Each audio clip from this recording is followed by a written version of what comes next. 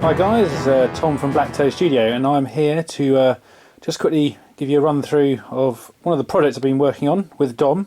Although he's not been working directly on this one, but we've been both working on an army each essentially. I picked Astra Militarum, which I hadn't done before, so essentially we were aiming for about 1750 points each, just so we'd have some different armies to play and something that we both hadn't really sort of played before. So anyway, this is essentially my current selection for 1750, which is also what we'll be playing in a special game tomorrow, hopefully.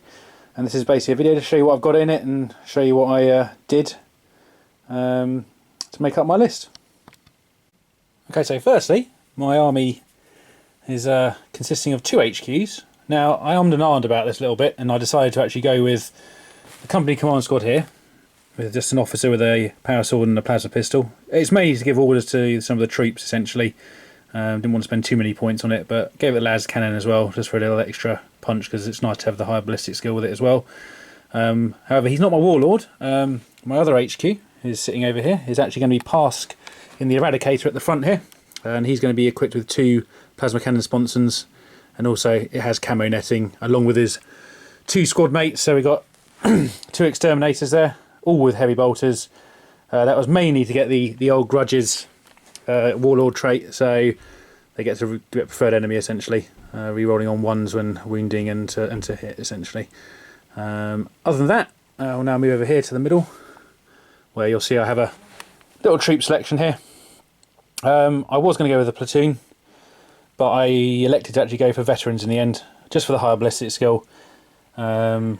I've pretty much got the same amount of las cannons anyway, because I was going to go for 6. I'm just 1 down on that essentially. So actually didn't really make much difference to me, and hitting is more important in my opinion. On top of that, each of these squads is slightly equipped differently, but mainly flamer in that one, grenade launcher there, and same for that one, and same for that one. However, the last one I elected to go with two plasma guns, just to give a little extra punch in case something came a bit close. Also, all 4 of the squads have been equipped with forward sentries, so you get snare mines and +1 to cover saves. I thought that'd be quite nice when they're hiding in sort of ruins or fortifications. On top of that, at the back here, just hovering out of sight, is my Valkyrie. I've gone with a blast weapon one, which is kind of the theme to my army. Which is basically taking the multiple rocket pods and then all-round heavy bolters with the multi-laser. Other than that, it's just stock. And then moving on to some heavy choices down here. 2 Wyverns with heavy bolters on the front. Quite like the shred and ignores cover special rules on them. Quite good fun against lots of troops and sort of soft targets. Don't know how they'll do against Don's word bearers, but we shall see. And finally, a Manticore. I wouldn't say it's the most points effective unit, but I kind of wanted an artillery army, and I thought, yeah, why not? It's quite a fun unit to use. Sometimes it can do some interesting things sometimes with the high strength weaponry, and D3 sometimes get your 3 shots is always quite entertaining. And then finally, 2 other things over here. Number 1, I decided to take a fortification. I took a bastion.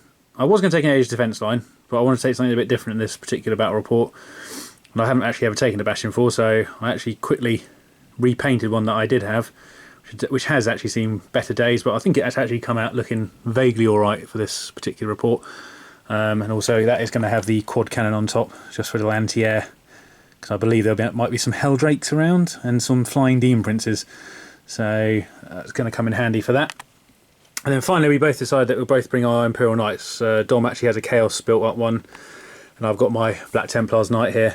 Well, in the kind of colours, but we'll be using the standard rules for those. So it's just the melter cannon on mine, or thermal cannon I should say, and the destroyer weapon along with the heavy stubber.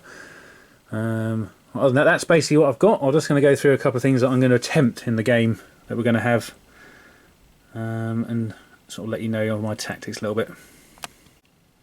And then one last thing about the army actually is that all of my vehicles have been equipped with camo netting. It was mainly because I had a few points left over. I didn't have a lot of stuff left to fill it with, so I thought a few upgrades. And actually, for the Wyverns and the Manticore, it's probably not that bad, so they can sit out of sight and gain that additional +1. And the tanks, well, you never know. Might get a 6, save them. We shall see. As regards to sort of what I'm facing, and that's going to be word bearers, and I know there's going to be some Demon Princes and possibly a Helldrake. We're not going to have too much choice in what we take because we both picked certain things to go in our army for kind of a theme, and just so we got the 1750, so we roughly know what we each other's going to be bringing. But just to sort of combat some of the flying Nurgle Demon Princes, if that is the case. The officer can issue the ignores cover special rule maybe on the quad cannon in the tower there, so hopefully take him down. And on top of that, going to have the exterminators, auto cannons or twin linked, and preferred enemy should hopefully take them down, I hope. Other than that, veterans all got a las cannon each, so I'm hoping that any armour that comes in the form of possibly the knight and I believe a Mauler Fiend might be attending the party. Hopefully they can take that out as well. So I really wouldn't want that in close combat with anything that I have here. So getting rid of that and the knight are probably two of my highest priorities. The only thing I'm a bit worried about not having much to do in this game is probably the Valkyrie, because it's kitted out to kill ground troops really. It's got quite low strength weaponry, so I'm not quite sure what it will do. But hey, it can pick up some troops maybe flying around the board and help to catch some objectives. I'm probably going to man the Bastion with a couple of squads. One on top, one inside, I think, just to give him a bit of protection, although when the Helldrake comes on, it's not going to help much. That'll probably hinder it a little bit.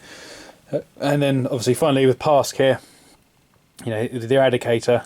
It's not something I normally take. I think a lot of people would take the Punisher Cannon, but to fit my kind of large shells and artillery army, I wanted to have the Eradicator on it. So it will get rerolls to wound, so it's a strength 6 AP4, ignores cover blast, large blast, and it's also only heavy, so I can still rock around the board and fire the plasma cannons off as well. So it's got some nice features on it, I thought. And obviously finally also, if you haven't noticed, I have put Vox casters on everything, so hopefully if I do fail any orders, I'll have a better chance of getting them off. But yeah, essentially so. We hope having this game this week. But actually, maybe we'll release these just before or after we've played, maybe, to show you how well or wrong our battle plans went. It's a bit of an insight into how we play.